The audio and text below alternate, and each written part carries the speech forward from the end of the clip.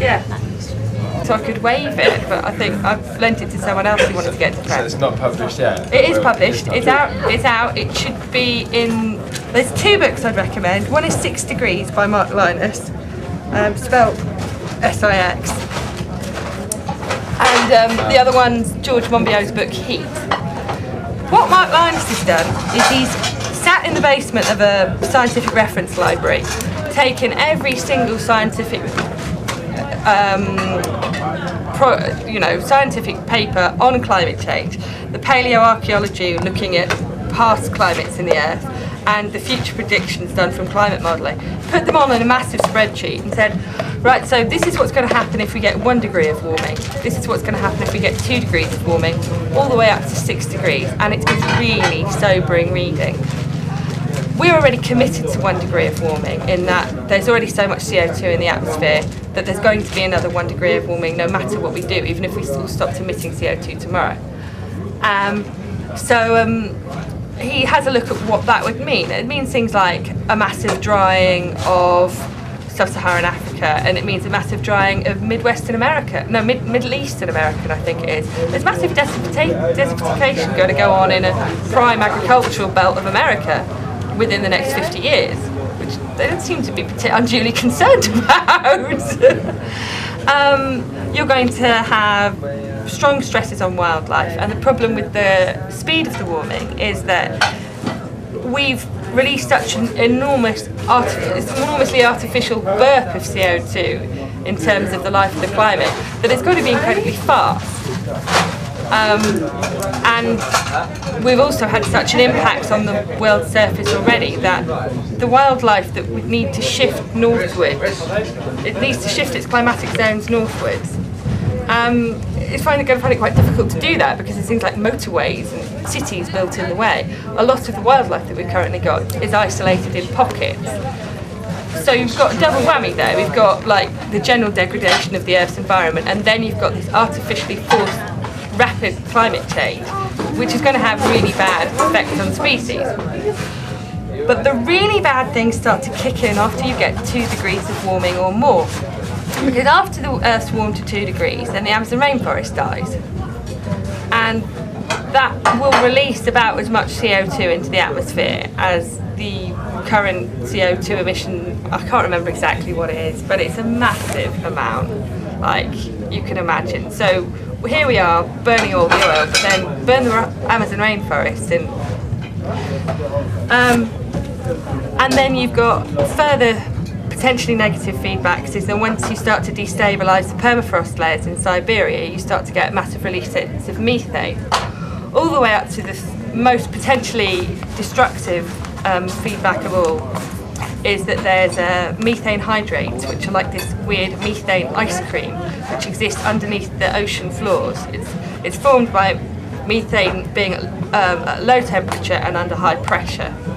And so you start to warm those deposits, they could burp to the surface, and at 6 degrees of warming you start to get things like massive bombs of fuel-air mixture. This stuff erupts to the surface and ignites, and enormous tsunamis and tidal waves. It's really quite sobering, and I can't do it justice. So, yeah, I would spell out that I think 2 of the really most obvious problems here, well, 3 of the most really obvious problems here is that scientists are not campaigners. So it's hard for them to make the science accessible in a way that's in the way that engages people. That there's such a huge time delay between what we do and the effects of what happens that it's hard for people to feel directly responsible. And I suppose that there's, people are still being fed the lie that it's not happening or that it's uncertain that it may happen. Right. Can I ask? Yeah, let's try it open. Yeah, one of them, I read most of George Monbiot's book. It got quite technical. But in that, something that struck me, and I just wanted to check that you agreed with this. I mean, George Monbiot is clearly very well informed, but he says that once it gets to a certain amount, it's kind of, you can't go back from that, because there's certain organisms which instead of emitting oxygen will emit CO2. Is that right? Did I get that right? And then when they do that, then you're not just looking at it sort of increasing as it is like this. You're looking at it going, right, we can't go back from that, and shooting up even. Shall I go over the feedbacks shall I just go over the feedbacks, because they're worth being informed about if you want to talk about? So I think that's quite powerful, and I've said that to them before, but I wasn't sure if I got it exactly right. So it's true. Is that the point of no return? It's like we're walking towards the edge of a cliff. At the moment we can step back and the climate would stabilise, but once we've gone over the edge, there's no going back. And we're actually talking about a time frame of Sorry, not okay. Just ignore me. Ignore me. I'll just give you a comic and you can just put some stills. All right. We're actually talking about a time frame. The IPCC recommends that in order to avoid up to 2.4 degrees of warming, that global emissions need to start going down. We need to start emitting less and less CO2 between 2000 and 2015. Now we're halfway through that point. It may be too late, but in any case, we've got until 2015, which is what, 6 years away, 7 years, to get global agreement to start reducing carbon dioxide emissions. Right, the feedbacks. What happens is, at the moment, the Earth absorbs about half the carbon dioxide that we emit. The way that it happens is that soil is a sink for carbon dioxide. As plants decompose, then come and join the debate if you like. Well, I wanted to ask something, so I won't. Okay, all right. At the moment, as plants die, they get trapped down under the surface of the Earth, and most of them decomposes back into CO2. But some of them some of that plant matter gets trapped under the soil. And the oceans are another major sink for CO2. These are the plankton swim around in the ocean. Some of them have got calcium carbonate shells, so they're formed from CO2. In any case, they take CO2 from the ocean, and then obviously as they die, some of them get eaten by fish, some of them decompose, but a large number of them get trapped in layers at the bottom of the ocean, and so their little skeletons get locked away, and they lock away billions of tons from CO2 in the ocean every year. So if its temperature increases, more of them will die and more of them will be emitting. Is that what you're saying? If the temperature increases with the soil, then it just warms up, and more of these sort of cryogenically preserved plant matter will start to undergo decomposition and start to emit CO2. And it looks like just recent scientific papers have started to take this into account. It's relatively recent science, but someone's working out that since 1978, soil in the UK has given off 13 million tonnes of carbon dioxide, which actually cancels out any savings of CO2 that we might have made under the Kyoto Agreement. Haven't they recently discovered that the Southern Ocean had stopped sinking carbon? That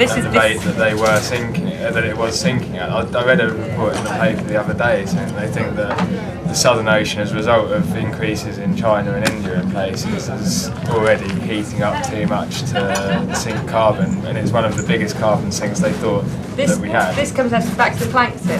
When you see beautiful tropical clear seas on a beach, in blue seas, but they're totally clear all the way through, that's because they actually haven't got any nutrients in them.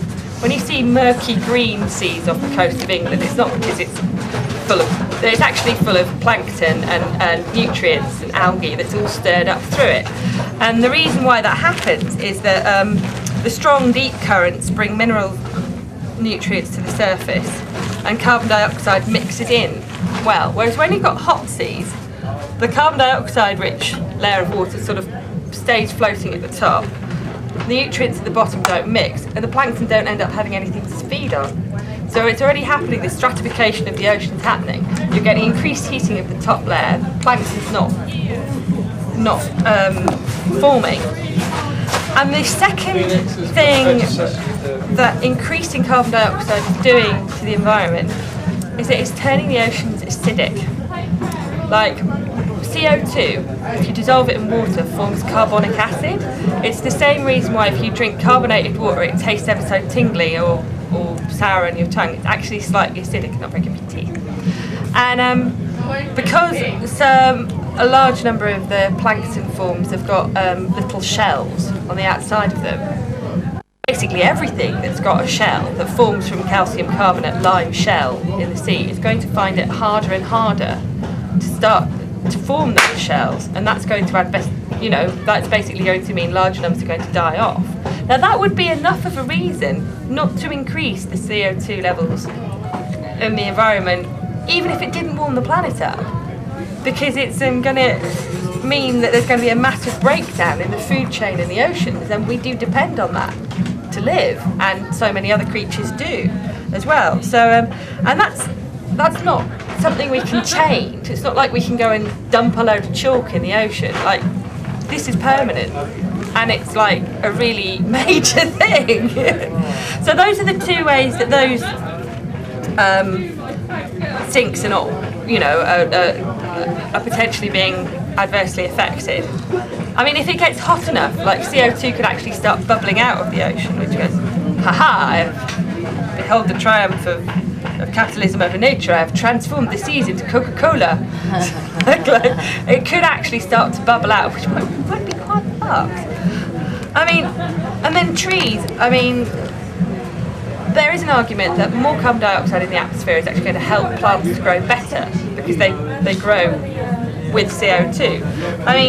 Part of the problem with that is that trees are going to become majorly heat stressed by increases in carbon dioxide, by the temperature increases. Wildlife can actually move in response to a climatic change, but they can only do it ever so slowly. A beech tree can drop its seed at the side of it, and then that can grow into a new tree, and that can drop. The ones that fall on the northward side in this country will be gradually moving northward with the climate band. But as we've seen, these temperature increases are too rapid to allow most of the vegetation to move with it naturally. So those are the basic feedbacks. Then we get the extra feedbacks, the ones we want to avoid. We've got the Amazon rainforest dying off. We've got methane hydrate release. I've got Bog and Smelly's fart ice cream to recommend. I get to do loads of fart jokes every time you mention methane. You've got to put as many stupid jokes into climate change as you can, because it's not an easy subject to make funny. And there is actually a paleoarchaeological precedent for massive methane hydrate release, which resulted in about 6 degrees of warming. It happened 251 million years ago, so I don't actually remember it personally, but 90% of all species of life on Earth became extinct. Of all the large animals, only one survived and came to dominate an omnivorous creature a bit like a pig. So there we have him. He's my businessman. He runs all the way through it. He gets to go, yeah, I don't believe it's happening. So it is a question of being at quite a crucial point in motivating people to worry about climate change and feel motivated to do something about it. So I'd refer you to Mark Lynas for what's in store, and my book as well. And I'd refer you to what George Monbiot has done. It has said, okay, so to avoid 60 degrees, to avoid 2 degrees of warming, not actually, his science isn't actually as solid as Mark Lynas is, but it seems to be an idea that if we can get global emissions reduced by 60% by 2030, then we could avoid this 2 degrees of warming. That's not that we're going to be able to remove 60% of the CO2 from the atmosphere. All that means that each year we emit a bit less, but we still keep emitting CO2. But we need to slash it by 60%, so to 60% of what it currently is. The bad news for us is that because we are such disproportionately large emitters of CO2. In the UK, that would mean reducing our CO2 by about 90%. The average UK citizen emits about 11 tonnes of carbon dioxide. I mean, we want to immediately start getting that down to about 2.5 tonnes and then down to about a tonne in the long term. It doesn't have to be quite as much right now because the population of the world isn't as big, but eventually we want to work towards a per capita allocation of CO2. And at the moment we've got 6 billion people, we're assuming it's going to go up to 8 billion people. So obviously the slice of the pie that each person gets is less. So it's quite a tall order. Hello, do you want to come and join in? Practical solution. No, it's nice. The circle is big enough, Phoenix. You've just got that on loop, haven't you, if somebody ever comes in? I'm Kate. What's your name? Dawn. Alright, I draw comics about climate change and blather on about them to people. What do you do? I work in a shop that sells your book. You are? I work in a shop that sells your book. Oh, cool. So I don't have to talk about it then, you might have read it. Yeah. Have I read it? Yeah, you read it? Yeah, well. She's read it and everything. Right, I can't remember whatever it. When he works in Chris. I currently work for a think tank for democratic renewal and citizen participation. That's quite good that you've come at this point because I've just been talking about stuff in the book and you've already read it. So now we can just talk about a solution. Great. and continue your introductions. Yeah. Helen. I can't hear you, sorry.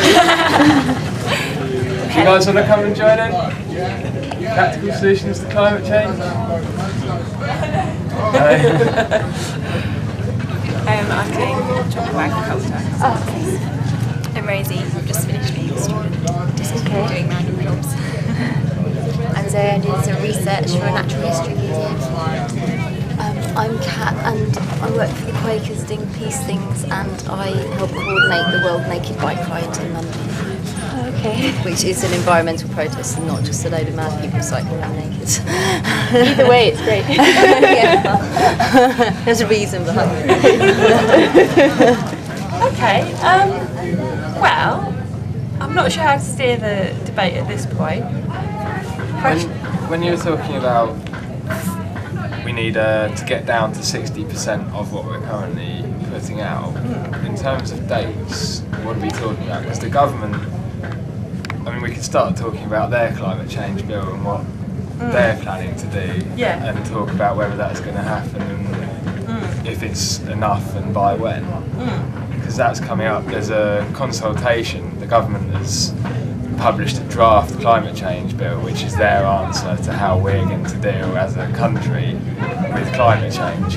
And they're doing a public consultation at the moment, which closes on the 24th of June, I think it is, and you can reply to their consultation online. But what they're basically asking is we've put forward these measures in our bill, and we want your responses as to whether you think this is practical, whether you think it's going to work, and what would you change about it. Although I'm not too sure they actually want people to suggest changes, but it's quite important that we do suggest changes, because if you look at what you just said with the timetable and what we need to do and when, their plan is basically, they reckon by 2050 they want to have cut our emissions by 60%. 2050 is 40 years away, and as you were saying, if we're not cutting it until 2050, it's already going to have caught up with us, isn't it? Yeah, so it'll be too late. If we've got this point where we're going to step over the cliff, we need to do something before that point, and we need action by then. And part of the thing they're saying in the bill, they're saying what we'll do is we'll set a target for 2020 and we'll decrease this amount by 2020, and we'll do it like that, when what a lot of people are saying is you need a yearly target. So we need to say that every year we need to be cutting our carbon emissions by this amount, so year on year we can force it down.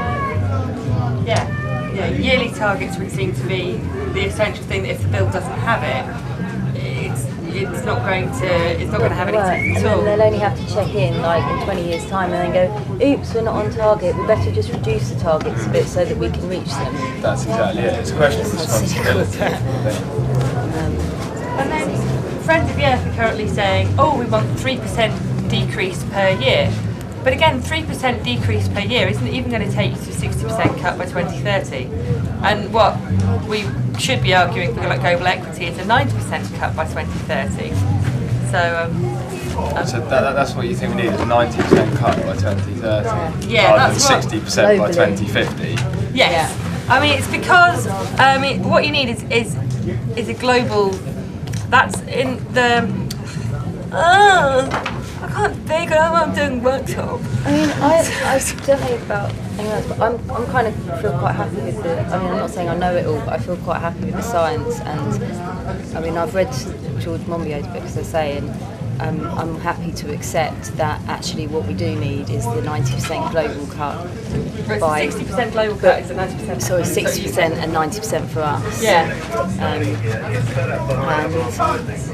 yeah, I mean, I'm quite up for talking about the practical changes in terms of governments and from that, like how we can try and pressure governments to do it, but also talking about personal things and also talking about the international implications. That might be too much to talk about in one workshop, but yeah. Take each of those things and look at them in turn. Well, I don't know. Is that too structured? yeah. I mean, how about we talk about the political government, what we can do in the UK with the UK government, and then talk about personal things later on. Everyone happy with that? Yeah, I'd like to talk about what we can do kind of politically for the government, because I mean, like, we get personal stuff all the time, you know, it's kind of, you know, cut down the amount of water you put in kettles, and they're telling us all these things all the time, and it's like, yeah, I do that, but what else can we do? Yeah. Is kind of, I think the first thing is this reply to the public consultation on the climate change bill. And I don't know if you're members of ICOUNT already. Do you know about ICOUNT? There's the Coalition Against Climate Chaos, I think was that the front name for it. There's basically all of the green groups and groups that, well, not all of them, but a large number of the green groups are coming together as one coalition. And they've got a website called ICOUNT, which is the people that organised the protest in November last year. And their website's a really useful tool for keeping up to date with what you can do practically in terms of political stuff and practical day-to-day stuff. But if you go to their website, they've got a standard letter saying which is sort of the general view of all these groups, what needs to be changed to the bill. And you can send off, if you haven't got time, you can send off a standard response to the consultation. And it's something you get all your friends to do. You can email them and say, look, what you need to do is put your name at the bottom of this. You know, it's your standard form letter. And to a certain extent, when they receive these form letters, they do have to, there's a balance between whether they have to actually read all of them or not. But if they get 10 form letters, they'll think, oh, it's not too different. But if they get 1 million form letters, that is a big amount of response. And if you can get as many people as possible replying to this consultation with the changes that you need to be made to it to make it actually effective, like the yearly targets, like the higher overall reductions, and like more pressure in other areas, stuff like including flights and transport coming. I mean, at the moment we're expanding our airports to try and double the number. Last week the Stansted public consultation opened the Stansted Airport, and if all the planned airport expansion that the government is going to do is going to take place, number of flights in and out of the country are going to double by 2015. And how's that going to fit in with their proposed draft climate change bill? Yeah, aviation targets are mysteriously not counted when the UK calculates the amount of CO2 it emits. That's ridiculous. But not a lot of industry, right? A lot of the clothing industries and things like that we create and cause overseas. None of that's counted either, right? So like we've got to kind of take into account all of these other things that we're creating in other countries that aren't included in the government reports. Because I often get into a debate with people saying, oh, but we wouldn't be competitive if we unilaterally started decreasing the amount of carbon dioxide we produce. And it's going, well, historically, Britain started the Industrial Revolution. If you look at the amount of CO2 that we've emitted over the last 150 years, it's a far larger proportion than most other countries. And if you look at the countries, the companies that are listed on the on the London Stock Exchange, we're responsible for something like 15% of global CO2 emissions instead of 2%. So those companies are operating out of the UK, but yet we don't count their emissions. And then you get people go, oh well, it's all China, it's all China's fault. China is admittedly a really worrying scenario. You've got 1.5 billion people. I can never remember these things. At the moment, it's very small, isn't it? They're on about 2 tons and rising. India's on about 1.5. We're on about 11. There's a really interesting website. Yeah, so your carbon footprint in this country is about 11 tons a year. One person? Yeah, one person. In China, 2.2 and rising. In India, 1.5. Okay, yeah. We do 11 on average. I'm sure you do less. Right. There's a really interesting website which.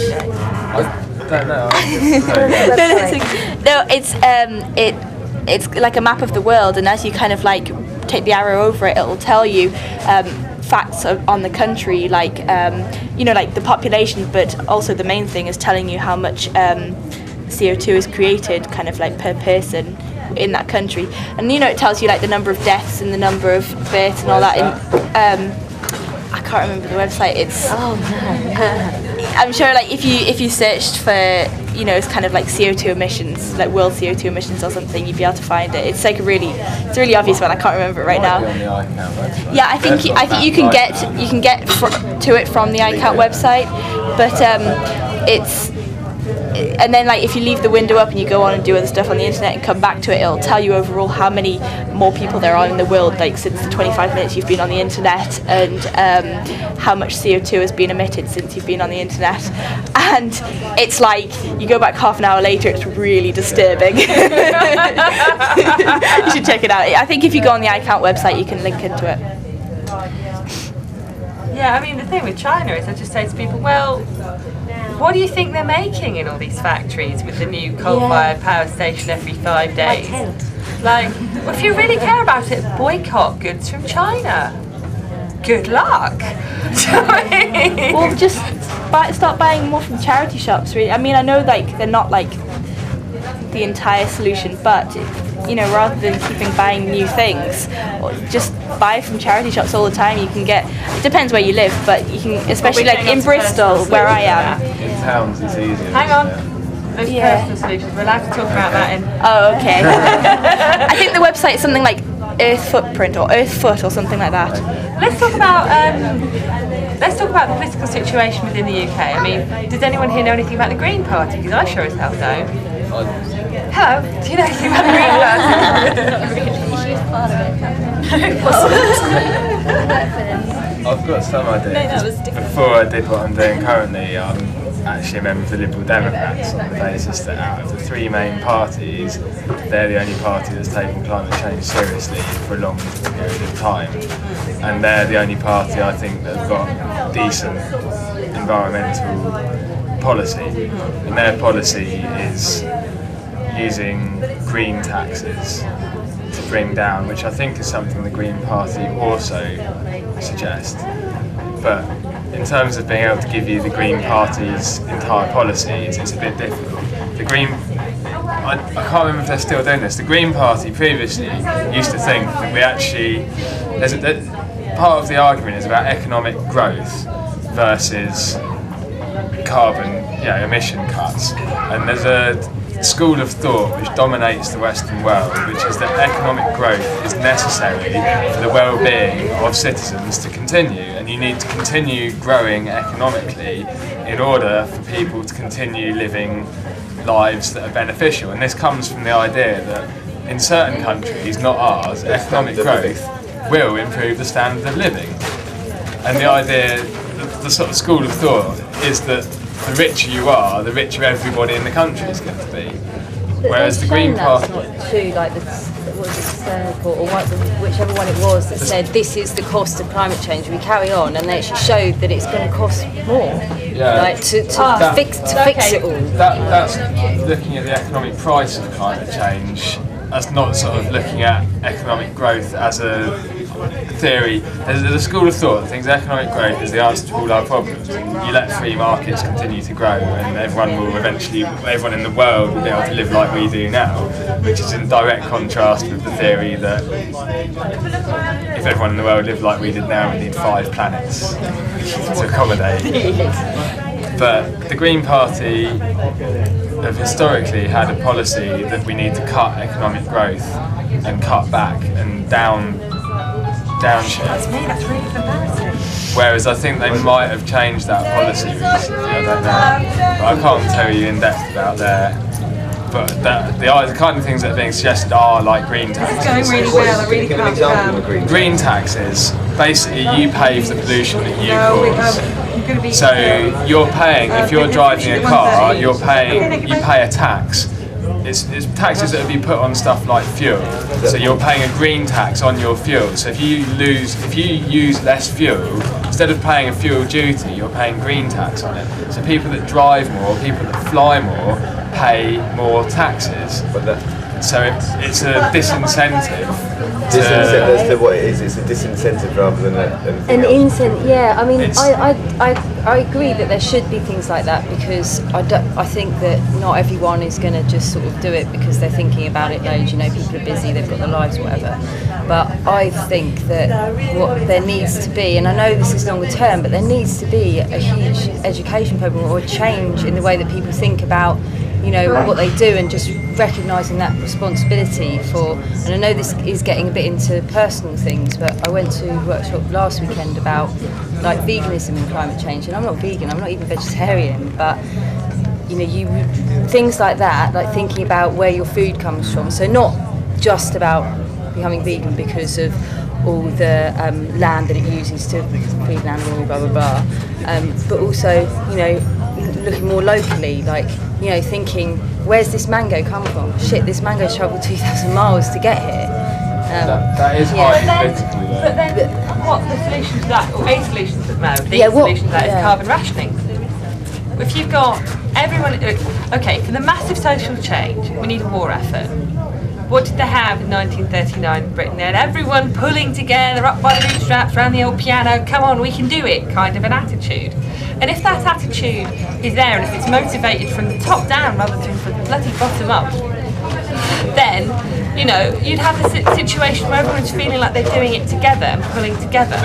That would really help. You have a problem with that though. If you have people are wary of top-down propaganda, as in people from the top telling you the way to live your lives, and there was, I think, a huge rebellion with, you know, a sort of the way people lived. The baby boom generation were rebelling against this sort of top-down propaganda, and you should live this way or that way. They all thought freedom is about being free to live how you want.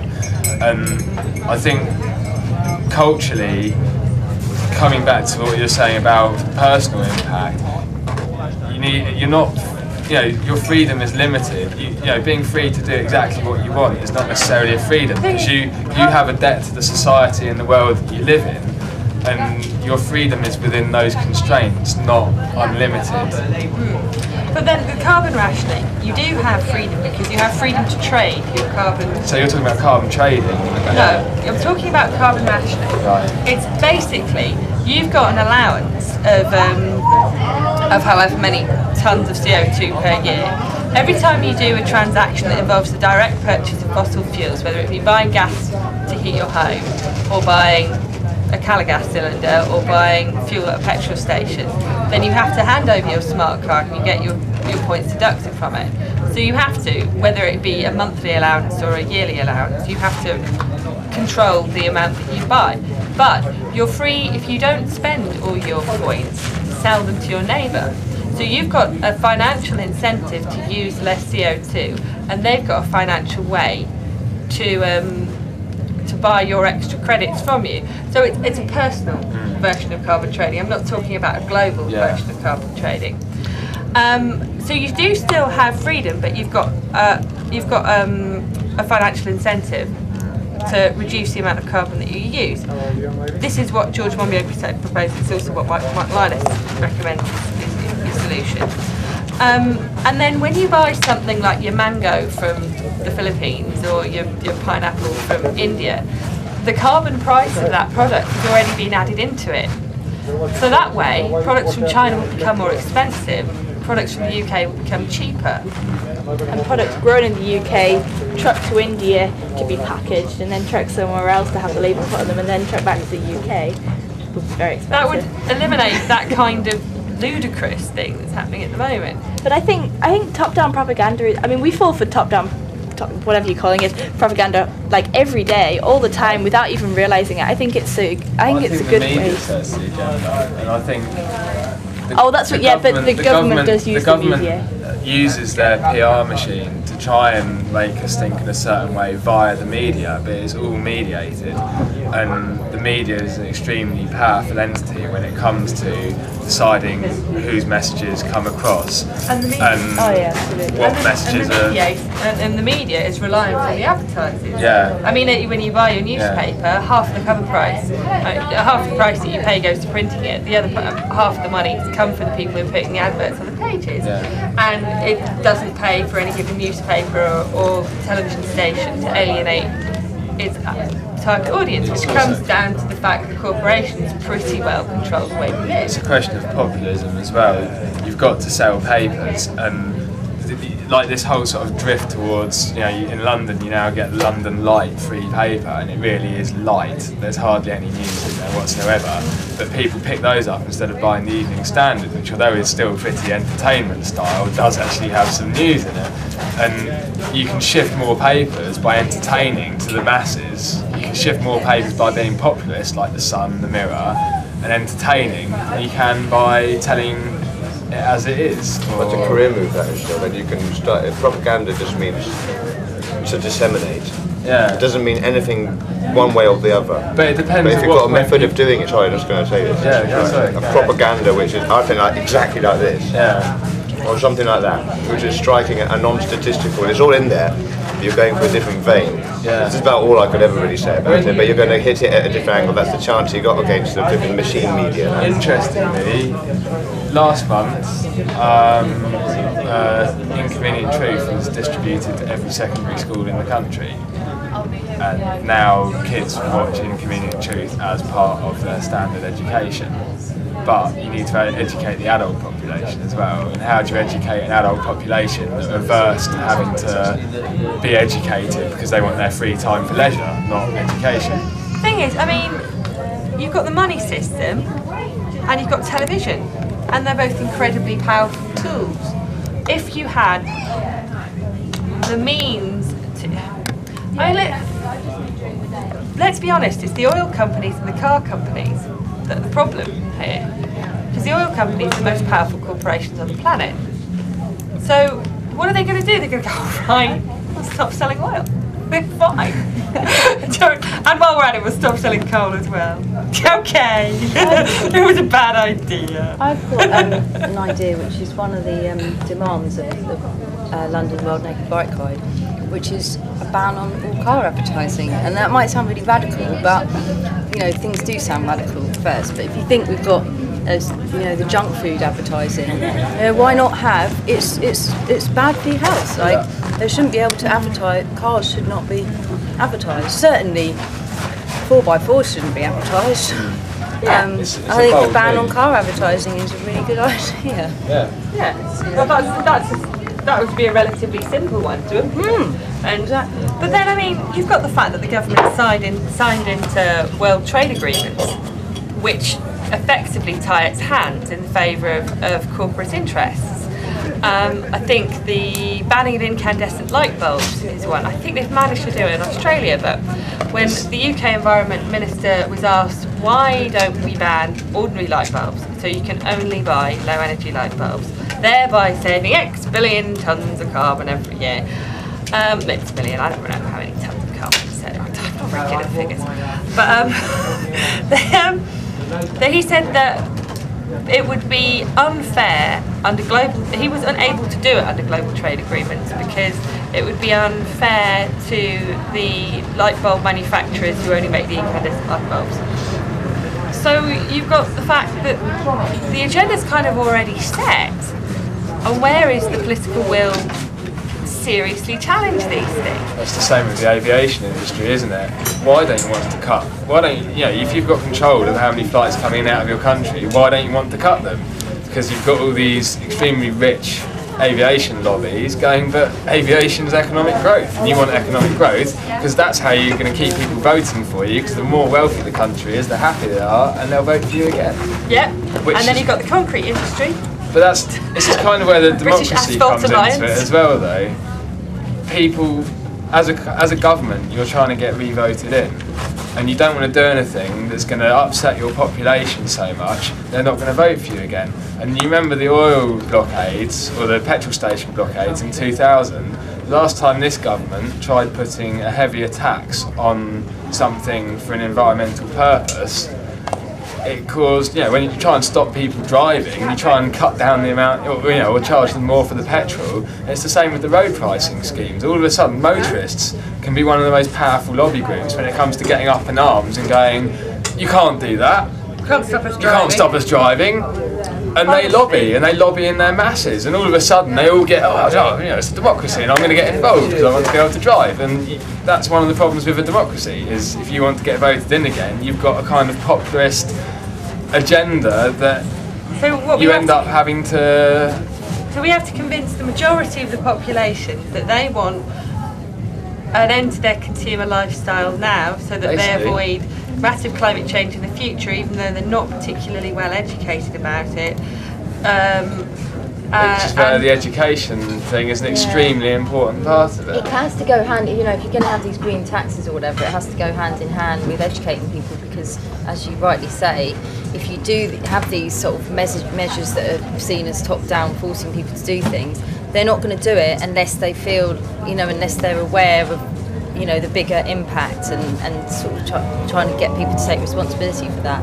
I don't know how you do it. The trouble with climate change, as you said at the beginning, is that it's too kind of fast. Time's running out. So, these things, as with anything, you want to stop nuclear weapons, you want to stop climate change, whatever it is, you kind of need more time to educate people and to do things, just like it's much easier to go in and bomb a country, kind of, than in the short term. It's just short term. In politics, I mean, this is a wider discussion, but politics, the way that the democratic system is set up now, means that it's short-termism. You want to get in 4 years' time, then you have to do things in 4 years. There's no point it's like private finance initiative. You might as well do that now, because you're not going to be paying it back in 25 years' time.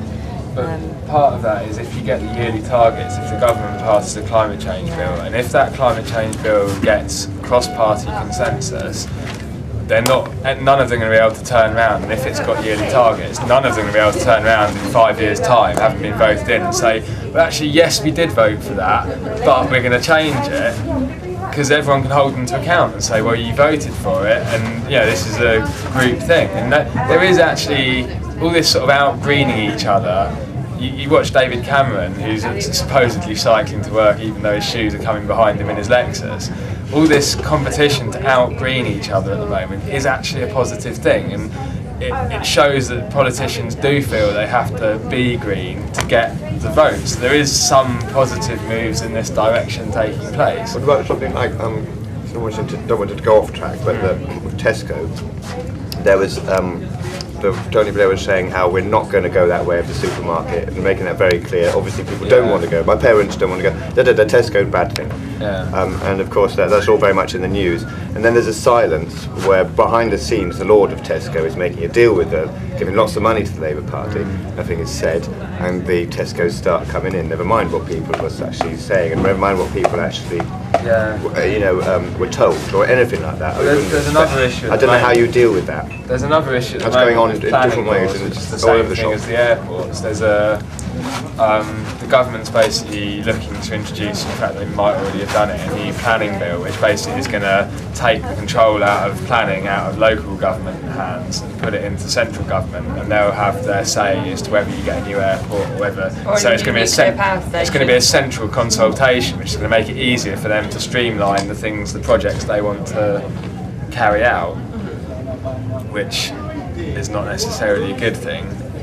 So, can I just recap some of the political solutions that we could be aiming for? There's this this current bill on the card, there's an online consultation. Online consultation. If you go to the iCount website, it's their current campaign because you've got till June the 25th. Yeah. And just search for iCount because it's putting your hand up and saying iCount, and we're going to together be a force to lobby the government.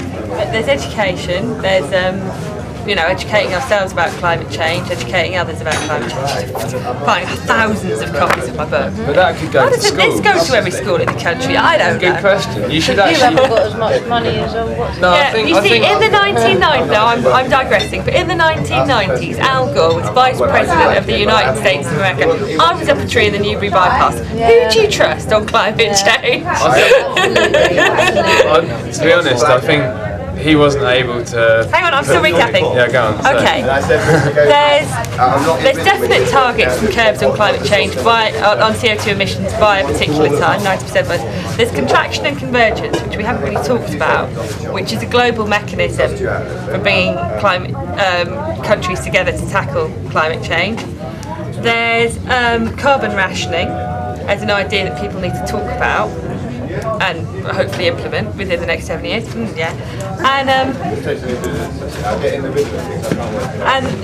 But there's also a few Trojan horses here. You've got people saying that we need to put up nuclear power stations as a solution for climate change, and also bizarrely, you've got investment in more energy efficient technology, which is one of the things that you'll see put up time and again by capitalism or by the government as something that they want to do. Won't actually lead to any reduction in carbon dioxide emissions without a political limit, without a firm limit on CO2 emissions. The problem is that if you get more energy efficient cars or more energy efficient anything, people just drive them further. You can go further for your money. I mean, I've just done it. I've just swapped my 3-litre car for 1.9 litre diesel, and I was going, I could drive it to Sunrise as well as take the trunk.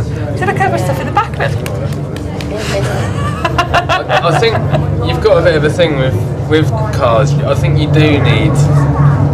There is a place for cars in society and vans as methods of transport, because there are going to be things that you're not going to be able to put in your wheelbarrow and transport from point A to point B because it's too far, and there is a place for road transport, I think, but it's thinking about how you use it, isn't it? And how far are you driving? Do you really need to be driving? Well, it's having an alternative to car transport.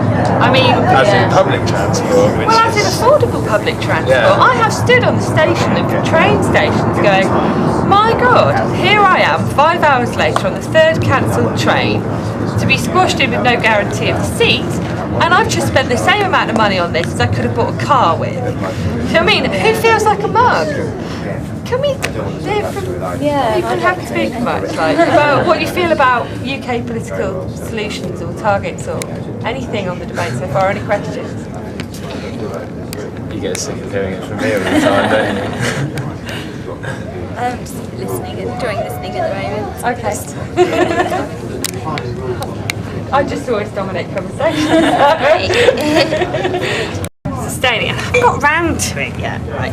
But the idea is of community mobilisation and of local communities, streets and towns coming together to do what they can on it. I think that's the kind of grassroots organising that's going to become form a mass movement, if you like. A lot of my memories of political activism stem from the CND movement in the 1980s, when faced with the daily reality of Soviet Union, Cold War on the news broadcasts every night. Then there was a great network of CND movements around the country, groups around the country, and the Freedom Common was a really good mobilising sort of centre for that as well. And it actually worked in that when Ronald Reagan was under pressure from the mass peace movements in the UK and the US to turn round to Gorbachev and just go, I want disarmament anyway, assuming, because he believed his own propaganda, that the Soviets wouldn't have anything to do with it, and it might not have been Gorbachev, it might have been a previous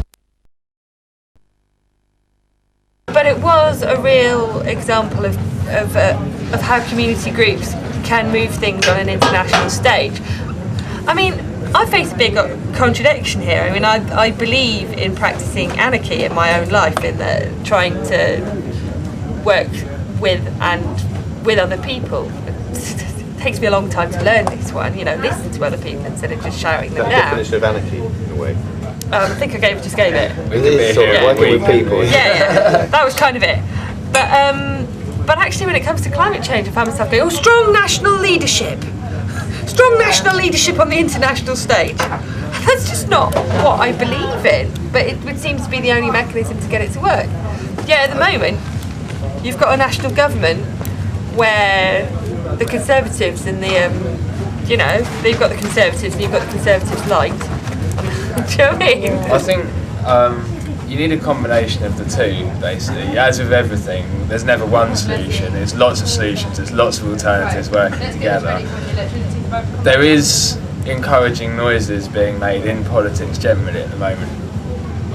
Climate change wasn't even on the agenda 5-10 years ago. It's strongly on the agenda now. It's sitting right there in the middle. We can build on that through more and more people are being drawn into the grassroots movement as they see it in the main political agenda. There's people joining groups like Friends of the Earth and stuff who perhaps might not have done so before, and people starting to realise. But you do also need the bottom-up thing, and there are actually a lot of noises being made about changing. There's a sort of acceptance that in the 80s there was very much a cult of individualism propagated in this country and in other countries, and there are now noises about how that might not be a good idea. And there's a few words in politics, real buzzwords at the moment, and two of them are sustainability and communities. Now, their idea of sustainability isn't always all that sustainable, but at least the words are in there. But communities is something that's getting a lot of focus, and the group that I work with at the moment is trying to force through something called the Sustainable Communities Bill, which is essentially about giving more power to local councils and people over the planning of their own towns and their own areas. And you find that a lot of the time these people don't want the out-of-town supermarkets, they don't want the nuclear power stations. It's about giving more power to those people to control their environments and building community movements again and integrating people into their communities. So at the moment we live quite segregated lives, don't we? And a lot of the population only interacts with people when they have to, through activities that they enjoy doing, rather than actually having a sense of community spirit. Like people, you hear old people saying, well, we used to know everyone in the village. Yeah. And there is actually a movement towards trying to find a way of establishing that again, and then that's the kind of, because it's all very well for us to be sort of green activists talking to each other. What's important is that we're green activists talking to the whole community and bringing everyone into it. That's when you made a reference to we need a war mentality. I wasn't talking about needing more mentality, I was talking about the all pulling together in the face of I was adversity. responding to your comment. Yeah. But there is actually a feeling generally in society that we've lost something, and it's not just us that's saying that, it's across the board. There's a feeling that we've lost a sense of community, and it's through that community that you can refocus on these kind of issues. And part of the problem, I think, has been the way that our original community networks have been splintered by travel and work, and people working in places distant from where they live. And going to school and moving around at the a lot. start, though. Sorry? That's how it was set up, though, in America. Like with the tribal people, it's like I had to go to school thousands of miles away, and it was completely split up. But you think they still had a sense of community? No. But that's what. There is a movement to re-establish that, and I think that's something to encourage, which is going to be part of the overall change in culture that we need, the change from individual capitalism There's a pilot project going on in Wiltshire, which I found about Swindon Literary Festival. Yeah. And Swindon Literary Festival just had loads of people come to their climate change day, and they were all really clued up. And I was like, wow, this is Swindon, people care. Yeah. This is really good. And they've got funding from DEFRA to get a community coordinator to get villages and towns to set up carbon reduction initiatives in in Wiltshire, West Wiltshire. And the thing is, my granny's village would qualify, and I've got a bunch of the leaflets, and I've written the book so I could give a talk in their village hall and like try and galvanise some kind of community thing. But then I feel a bit embarrassed. That's the other thing. This is when it comes down to the personal They thing. make you feel like you're making a fuss. It's like being an evangelical Christian, isn't it? It's like, switch that gas off! Did you leave the hot tap running? What are you doing? I don't think people are stupid though. That I think if you said, excuse me, this is like something that everybody feels. Then if they feel it, you've just got to touch it. But then you've got to just do that in the right way, in an environment which is conducive. That's the way, One of my dilemmas about this, though, is that I honestly believe that capitalism is the problem, that democracy is screwed up. We're talking about one person talking to another in a sense. And that oil companies are the root of all evil. Now, I'm going to be going out and talking to people who've voted Tory their whole life. Now, I want to move the debate away from well, if you turn your hot tap off, turn the gas down, it'll be okay. But you know, by all means, put the lagging in your loft. It is really important. But I mean, how useful is it for me to say, oh well, while we're about it, capitalism's the problem, and oil companies are the root of all evil? I don't know. I mean, I have this trouble with my mum sometimes. My mum sort of votes Tory, but you know, tomorrow she's going to some CAFOD thing. I don't know what it is actually, some trade justice thing, and I don't know, it's like small things. My sort of approach to it has been to try and talk to her on a level that, you know, is not, because I have talked to her about capitalism and stuff, but you just hit brick walls, you know, she just thinks, oh, it's too much. So I've tried sort of just thinking, okay, well, what are the things she can do, what are her boundaries, and sort of working it like that. And also showing her the alternatives, like four of us, the family went on holiday to Florence, and I said, my mum used to work for British Airways, we get free flights. I said, I'm not flying, so you guys fly, if that's what you want to do. I'm going to get the train, I'm going to show you it's actually really easy, and I showed them, and so next year, we're all going on the train.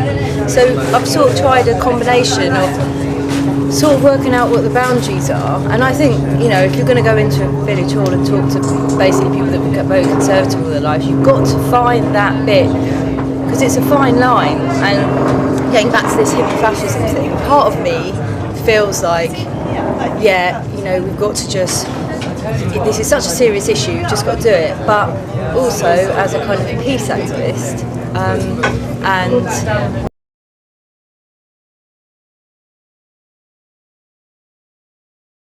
it's from the very smallest thing, like, you know, keep making people included and asking you.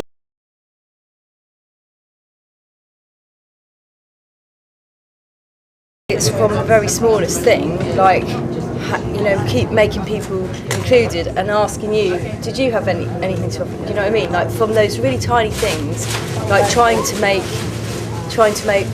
the ways in which you work inclusive, so that everyone feels that like they can do things. And you said, you know, I think you said like the individuality and we're powerless. I actually think that's totally, I'm not sure if that's what you said or what you meant, but I think that humans are heroes.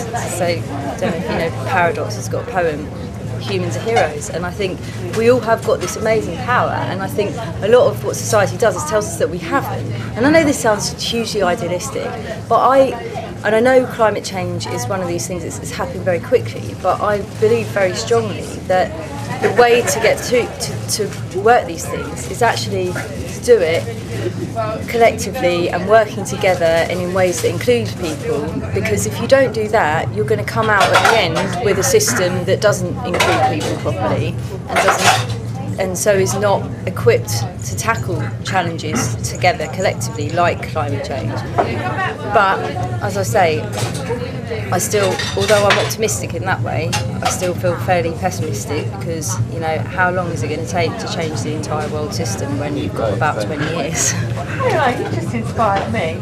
Well, and you're like, is there Am I powerless thing? Because I've just been doing a powerless month, just getting really cross. No, we're not. Yeah, and with you saying that, you're just going, oh well, Danny, just a man. Just a man. You know, Everything that's happened, everything that's changed throughout history, it's always just been like, a few people like standing up and saying, actually, I don't think we should do it like that, and then people like join on. I think it's really important to kind of like lead by example and lead from the front. Obviously, I know this is going into personal solutions, but you have to. You really have to lead with what you believe in, and if you say, it's the same with I am vegan, and it's the same for me with like my parents, and like they are relatively environmental in the grand scale of people, but everything that I believe, I just have to do it myself, and over time I'll go away and I'll come back, go back and visit, and they'll be doing the same thing as me, and all I have to do is do it. I don't have to, obviously, I do talk about it, and as much as possible to everyone in my life, but like trying not to go on about it, and like, sometimes people will switch off to something, and that there's no point in talking about it because they're not going to listen, and you have to find another way, but it's just kind of like lead by example and just keep talking, and we do have a lot of power. I actually, like, on the reaching out into the communities thing, I work doing kind of like the book and information side of things in a small shop in Montpellier in Bristol, and it's not my shop, but I work there, and it's kind of like shop cafe. We've got a big refill station on like Eco and BioD, and it's really about getting like outreach into the community and trying to get just everyone talking about. We do talks, and we're really working towards doing more demonstrations and workshops and things like that within the shop. We've got a really good talk system going on at the minute, and we're getting involved in Transition City Bristol, and it's just getting people talking and getting people knowing what they can do about it, and kind of like what cleaning products they can use, and what ways in which everyone can change their lives, and we have a huge book system and everything, but it's kind of like non-toxic paints and everything. It's just Montpellier. It's no, it's not. It's Seven Generations. But it's on Picton Street, right near Radford Mill. But it's just, like getting people talking. I think it's a really good time to start moving into personal solutions. We're talking about personal empowerment, and I think this workshop's making me realise that actually I've just spent the last month in a really bad mood about climate change, because I'm starting from the point that there is nothing I can do, which is just totally beating myself on 2 points. But when I'm defeating I'm sort of paralysing myself, the ability to do anything about the situation, so I'm making that prophecy true. And in the other situation, I'm also getting really, really upset about it, which is totally pointless. If I really thought that there was nothing I could do, then I might as well just cheer up about the fucking...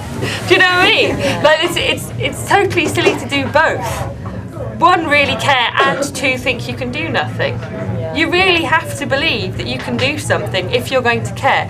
Or you can just not care. Like if there was a not care pill, do you know what I mean? There is. That's what everyone else is taking. In 1989, I thought, this is fucked here, right? We need to make a big prayer. I do lots of chanting, blah, blah. I wanted the environment to be front page stuff like that. 1989, I thought that. And then it was on Radio 1, they've got this and I was noticing these little things, and it's even I'm not cynical particularly, but I felt a real shift. It fucking was in the 90s. It's all kind of dissipated now, maybe a bit in the focus. I think climate change has really taken up. Yeah, exactly. Well, there was a big sort of hit that came in early 90s, and then maybe that, I think they got urbanized and the ideas were disseminated outwards. They didn't disappear. They just went into the environment, into those communities, in just one to one. And then it's the age of terrorism now, so it's all painted a different colour. But there's my other comic. This is something simple that I'm trying to say there. It's that I thought this is possible, and there was in there. I also really believe in people to get it together. Let's not want to defer the responsibility, because I do my thing. But I really believe in people. I don't believe is a bad word, but I really have faith in people to do stuff. I tell you, I really do. If you it's a bit optimistic, but I really do. If you give people the chance to prove themselves, they will. If you set people a challenge, they'll rise to meet it.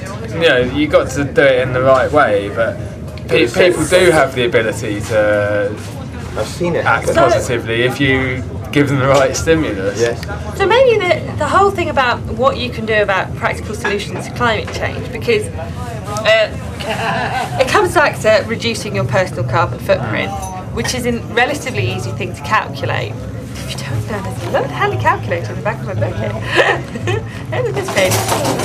Anyway, but I mean, maybe it's about how you can use that tool to educate others. I mean, it might be a good way to just go, oh, we're going to have a meeting about how our town can reduce its carbon footprint, how we can all reduce our carbon footprint, which lots of people care about. And then while you're having that conversation, you can also talk about how necessary it is for it to be compulsory. Is that what you mean? Yeah. So, maybe one of the personal things we can do is to look at our own carbon footprint. I mean, do we want to have a debate about reducing personal carbon footprints, or do we know that one? Well, I think we should It's talk worth about coming to. We're on it now. Well, I know mine last year was terrible because I was surveying and you have to drive to the sites that you're working at because they were dotted all over the country and you've got all this equipment to take with you. And it was, my carbon footprint last year was horrific. It was almost 15 tonnes or something. yeah, Horrific. my neighbour's got put on 14 terrible. tonnes and he's an archaeologist and Yeah. he loves his job. But if He you're loves travelling his a lot job, for but work, he drives to and from a site halfway across the county every day, and it's not organised so that he only gets the jobs that geographically That's closest exactly to it. him. I was driving about, on average, I'd say it was at least 30 miles a day, if not something like 50 or 60 miles, because some days you're driving a couple of hundred, other days you're driving, and you try and stay overnight where you can, but And that's part of the problem. It's practical solutions to climate change. We're quite far through. Do you want to come and join in? I'm We really want the sorry. practical bit. It's 1:30 and I've got to go and see my boyfriend's playing. I've got to go and see. now, isn't it? Yeah, it is. Wrapping it up. So, yeah, it was really nice to chat to you all. Thank you. Yeah, no, thank you. Yeah, and if anyone wants to come on the World Naked Bike Ride, it's next Saturday, and it's in London. It's an environmental protest, combine it kind of with the just to highlight the Palestinian. destructive effects of. Oh yeah, there is the Enough Coalition's having a Palestinian I'm demo sure on they'd the same appreciate a few day. naked bike riders. Well, we did talk about trying to do something together, and then about it. So, but yeah, it's a sort of highlighting the destructive effects of car culture, showing the vulnerability of sites, and it's there as you dare, so you don't have to go fully naked. And there's one in Manchester, York, and Southampton on Friday night. There's one in Brighton on Saturday.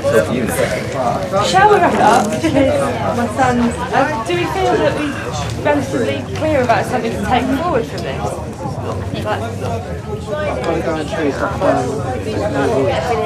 Yeah, should we all say practical things we can take from this? I think that basically I'm going to have to get my kids up and get on the bike. And the London one? I don't think I can make the London one, but I'm going to try and get one at some point. I've got an electric bike. It runs off solar panels. Well, I'm going to go on that iPad. Yeah, it's, I am going to I don't really anyway, and it's just silly that I do it, so. Yeah, I have to buy it. I might try that one. How much is it? £5. I haven't got any money now, But I tell you what, I'm I selling will come back and get it. 10 online or something. Is that your book? Or was it buy 10 and you get? Tell you what, round the corner when our truck's open, we're doing these for £3 and the short climate. Turn the camera off. Okay. Short. do some music there to soften up the atmosphere, make people relax a bit and start to think in different ways, not in different ways, but when you, it's also what I do, when you sing a song it goes in there whether you like it or not, and it just, not that that does anything necessarily, but I'm thinking it will go well. If you're wanting to break the ice, then this is the way to do it. So if we were to sort of organise that and to go into there and organise a bit of where we say, well, go there and do an evening or whatever. So you're talking about using music to help reach out to people. Combining it with this, Okay. to sort of just to touch, and it's where people's like in the moment of like hearing something, lots of things react in your brain, and the different things come up automatically. You don't even know reactions and things like that. Hang on, let's get this down to a practical suggestion. Doing a gig. Okay, right, So, okay. so like you've got the music and got the to wrap it up information. now, so, Okay, no, yeah. that's something I'd like to do. Okay. I don't know, just stay A positive. gig with this though, with this a good one. information. I don't know, just stay positive and remember there's just like a huge variety. There's no like one answer, just there's a huge variety of things to use, but just like, you know, just be really positive and like give out the news and kind of lead from the front. Spread the word. Do everything that you can personally and everyone else will as well. People ask questions, don't they? They go, "Why are you doing that like that?" Yeah. You go, "Well, I believe this." You don't have to say. You don't have to say you have to do it. This. I You just say, "I believe do it this," and then they think, because. "Why do they believe that?" And they, yeah. And people who want to know will ask you. You don't have to go Yeah, on you're right.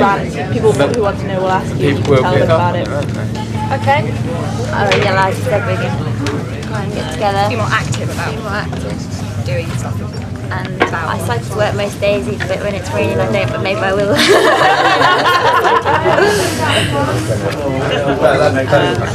Eat my vegetables. Maybe. I don't know actually. Well, I'm really inspired now. Thank you, and I'm much more cheerful. Continue to try lobbying in politics. Okay, I'll That vote for side you. of things. I don't know if I'll be standing as a politician. I sincerely hope not. As long as you're wearing the mushroom hat, I'll vote for you. No, yeah. No, they like The pixie hat. here in Parliament, don't they? I think you get away with it. Day when they're all there with the fucking ceremonial mushroom cake at the beginning of first ceremonies. I'll tell you what though, I think if you're going to go and talk to the people, you're saying about the Tory party. The Tory party are actually one of the strongest grassroots organisations in the country. Yeah. And it's little old ladies having tea parties and selling cakes for them. And that's a kind of really useful grassroots. You're the tall people. I don't think conservatives are necessarily anti-environmental. actually really a lot of cheer me them up are if very I- conservative, you know, like we already deal with this stuff. I'm going to be spending a week in Kingston, so I could go and find out who the top bods are on the parish council. And then, you know, they've got that. Yeah. I think there's engage people in dialogue rather than ranting as well. I mean, you can tell them the facts and things, yeah. You can inform them, but then you can ask them what they think about it. I love you! Oh, I'm finished now. I don't know, lots of weekend. I've done my